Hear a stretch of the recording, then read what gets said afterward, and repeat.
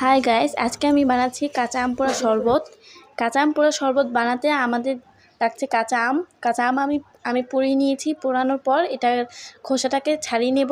খোসাটা ছাড়িয়ে নেওয়ার পর সুন্দরভাবে চটকিয়ে নেব। চটকিয়ে এটার আঠিটাকে ছাড়িয়ে নেব।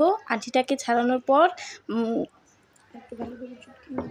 একটু ভালো করে চটকিয়ে নেব। চটকানোর পর এটাকে আমি একটা জগের মতো ঢেলে দেব। জগের মধ্যে ঢালার পর তার একে একে আমি কাঁচামরিচ এবং ধনিয়া পাতার পেস্টটা দিয়ে দিব।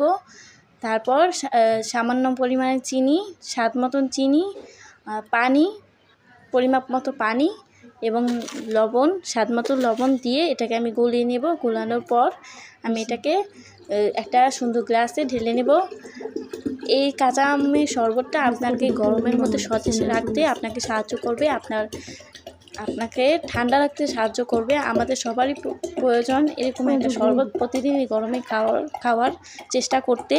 তো আমার ভিডিওটা আপনার কেমন লেগেছে আপনাদের প্লিজ কমেন্টে জানিয়ে দেবেন। আজকের জন্য এখানে শেষ। এটাকে আমি ভালোভাবে এখন গুলিয়ে নিচ্ছি। গুলানোর পর এখন আমি এটাকে গ্লাসে ঢেলে নেব। গ্লাসে ঢালার পর আমার শরবত রেডি।